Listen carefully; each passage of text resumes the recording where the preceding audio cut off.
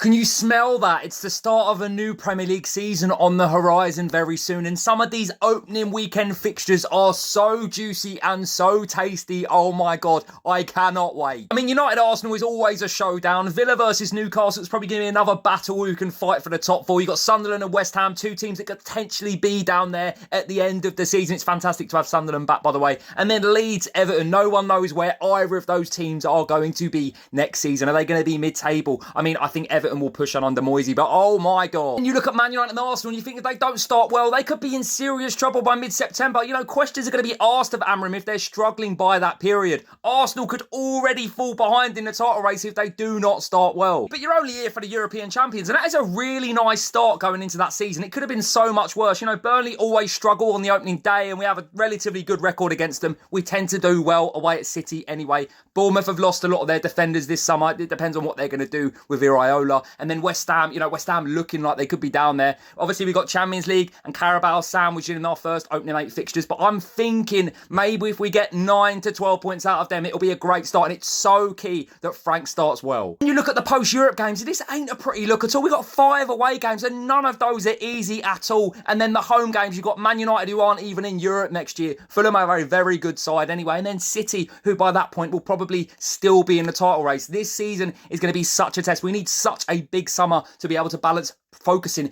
in the Premier League and actually having a good go at the Champions League as well. Here are some key dates for you. Obviously, you've got the Burnley game, the Chelsea game. We always seem to capitulate against Chelsea in November, December. Again, that was Ange Ball. It's a very different era now. Arsenal, you always look out for the Arsenal fixture. Don't pretend you don't, even if you're an Arsenal fan. Of course, you always look for the Tottenham game. Brentford, that's an interesting one. I think we've got Brentford twice in December, so that will be interesting to see how they cope without Thomas Frank, how he's going to do going up against them. And then Sunderland away. Do you know what? I'm so happy they're back. They are a big football club. I don't even care. I'm so hoping to be at that game. I've always wanted to go to the Stadium of Light. Before that, you've got a real football game that only the best teams can test in. We've got the Super Cup against PSG on that Wednesday. That'll be a real test to see how Frank sets up the team. Positivity, confidence going into that new season. I'm so buzzed, man. I cannot wait.